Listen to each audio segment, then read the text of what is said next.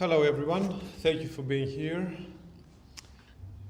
This presentation explores how religious coexistence is translated into learning practices. So we bring together two connected strands of work developed by our group. First, translating research on coexistence into primary school learning activities. And second, translating the same research into architectural education, where students are asked to work with shared space, material practice, and human agency. At the center of both strands is a simple claim: coexistence is not best taught as an abstract ideal or a moral slogan. It is more fruitfully approached as a set of practices, spatial, embodied, and material, through which people learn to remain present in shared environments without requiring agreement. The idea of translating research on coexistence into learning activities existed in our minds for quite a while, but following last year's Symposium on Religious Coexistence in Newcastle, Christos and I decided to take these key understandings and with the help of religious education teacher Nicoletta Chiama and art therapist Rosa Lin to bring them creatively into educational settings. So we use the concept of translation to name this work. Translation here is not simplifying research for different audiences. It is rather an open-ended process in which concepts and lived realities are reconfigured into briefs, workshops, and tasks, and then reconfigured again through making, discussion, drawing, performance, and reflection. In other words, translation is where meaning is not lost, but it's reshaped, and where different participants become co-authors of what coexistence can actually look in practice. This is also how we understand impact. Rather than treating impact as a fixed outcome at the end of a project, we treat it as something generated through the act of translation itself, and then fed back into the next strand of the work.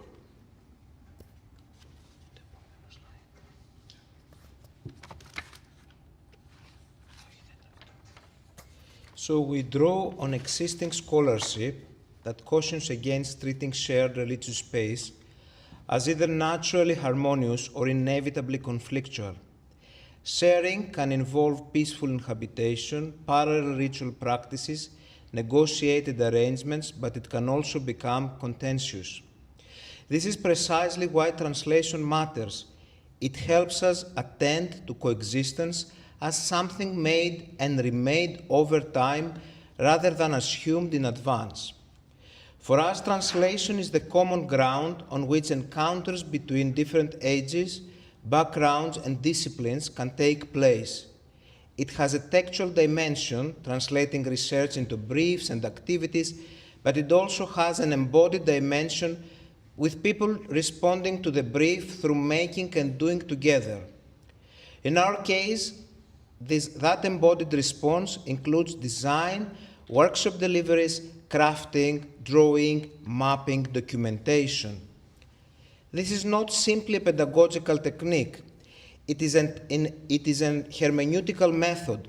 It works because creative and practice-based processes are structurally hospitable to controlled ambiguity.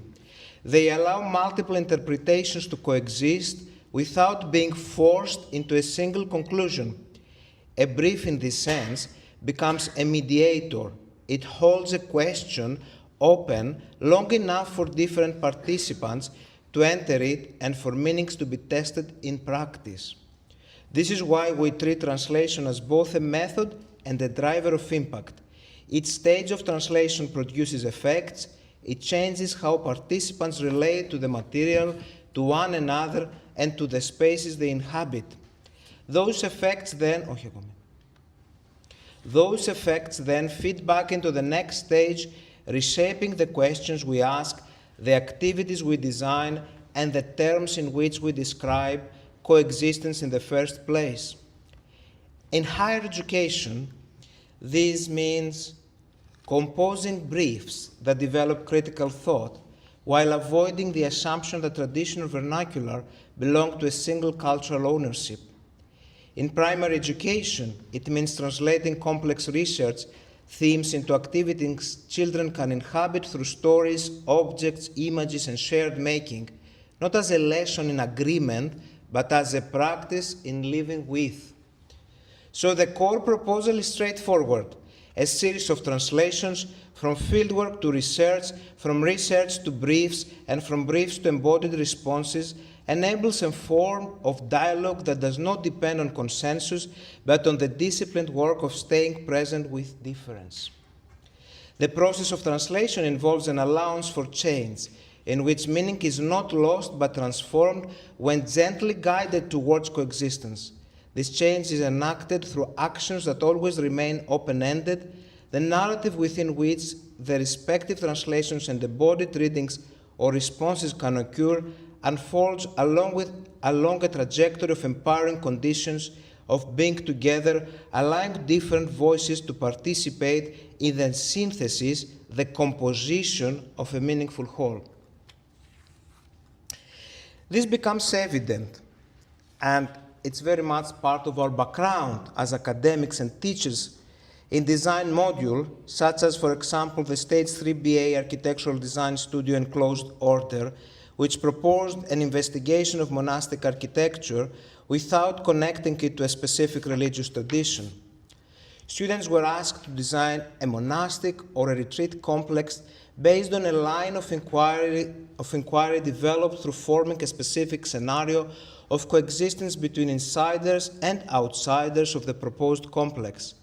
Multiscalar design in their architectural proposal contributed to translating the brief into buildable projects. The studio ran for 4 years, and numerous projects were developed during its course. For example, José Figueira, which he's here, worked on an urban fasting retreat in the Osborne Valley in Newcastle upon Tyne, which was programmatically based on the practice of fasting as a common ground across different religious backgrounds.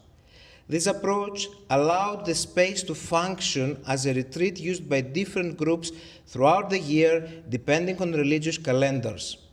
The project did not propose worshipping together as a model to move forward, but rather facilitated the needs of different communities, making architecture an agent of shared possibilities. Jose meticulously developed a process of layering and worked through a series of sketchbooks to translate his response to the given brief into drawings of a possible project and ultimately onto a design proposal awaiting translation into building.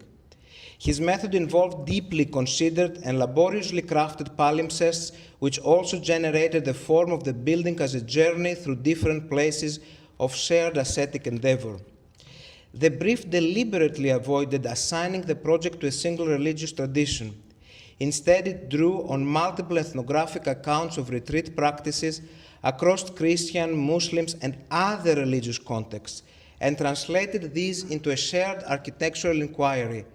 How much space, support, and temporary withdrawal from everyday life without isolating the person from the social world entirely?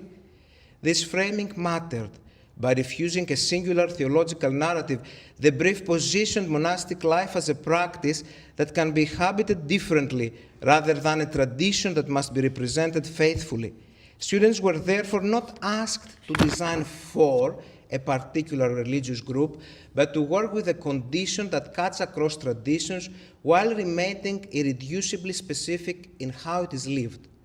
What emerged was not consensus, but a range of spatial responses shaped by how students interpreted restraint, care, proximity, and duration. Some proposals emphasized enclosure and quietness, others explored permeability, shared rhythms, or the gradual re-entering into communal life. Importantly, these differences were not treated as problems to be resolved, but as evidence that the brief had successfully held the question open.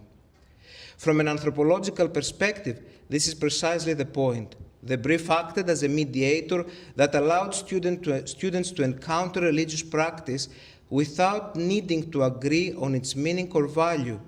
Translation here did not produce a shared definition of fasting, it produced a shared field of attention within which different interpretations could coexist.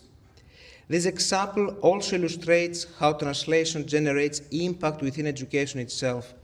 Students reported becoming more attentive to bodily experience, temporal discipline, and the ethical dimensions of space making. These were not lessons delivered as content, but insights that emerged through the constraints of the task. The second example shifts scale but not concern. Here we translated the same research on coexistence into learning activities for primary school pupils working initially with St. Cyprian's Academy and now in London, and now extending this work into further school settings, including local schools here in Edinburgh. As with the architectural brief, the aim was not to teach children about religious difference as a set of facts, of beliefs. Instead, the workshops were designed to explore coexistence as something practiced through shared space, shared tasks, and negotiating attention. Translation here involved reworking complex ethnographic themes into activities children could enter through making, looking, arranging, and storytelling. So rather than asking children to compare religions or identify similarities and differences, the workshops focused on situations where people must make room for one another without sharing the same perspective. Visual prompts, objects, and creative tasks were used to invite multiple interpretations of the same material. Importantly, children were not guided towards a single correct reading. Difference was not something to be resolved, but something to be noticed and navigated. What emerged was constructive. Children quickly recognized that the same space, image, or story could be understood in different ways. They spoke about making space for others, negotiating where things could go, and adjusting their own positions so that someone else could participate. In their language, coexistence appeared not as a tolerance or an agreement, but as cooperation and attentiveness. From the perspective of translation, these mattered. The workshops did not aim to simplify research themes, but to reconfigure them into a form that allowed children to encounter complexity directly. Concepts such as shared space, boundary making, and parallel practice were not named explicitly, but they were enacted through the tasks themselves. As with the monastic retreat brief, the value of this work lies in what was not forced. Children were not required to reach consensus, or to agree on meanings, or to adopt particular positions. Instead, they were asked to remain with difference long enough to work together. Translation here produced a learning environment in which ambiguity was not a failure, but a resource. This example also reinforces our understanding of impact as something generated through process. The effects of the workshops were visible not in measurable outcomes alone, but in shifts of language, behavior, and attention. Children spoke about respect in special terms, about sharing in practical terms, and about difference as something that required adjustment rather than judgment. Placed alongside the architectural work, the school workshops demonstrate how translation travels across learning environments. The forms change from design briefs to classroom activities, but the underlying question remains consistent. How do people learn to stay present in shared spaces without requirement agreement? In both cases, translation functions not as a bridge between fixed positions, but as a method for holding difference open long enough for coexistence to be practiced. To conclude, we want to return briefly to the idea of translation with which we began. Across both examples, architectural education and primary school learning, translation has functioned not as a technique for simplification, but as a way of staying with complexity. It has allowed research on coexistence to move across scales, ages, and disciplines without being reduced to a single message. What these translations make visible is that coexistence rarely depends on agreement. It is sustained instead through practices of restraint, attention, and adjustment, through learning how to remain present in shared spaces even when meanings diverge. Translation in this sense does not aim to resolve difference, it creates the conditions under which difference can be inhabited.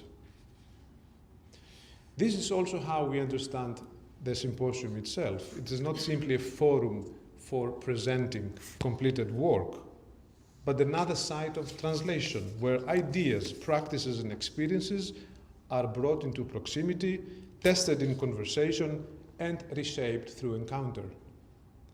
As with the projects discussed today, what matters here is not consensus, but the ability to hold questions open long enough for something to emerge. If there is a single proposal we would like to emphasize is that learning environments, whether classrooms or studios or exhibitions, can become spaces where coexistence is practiced rather than explained. Translation is the work that makes this work possible. Thank you.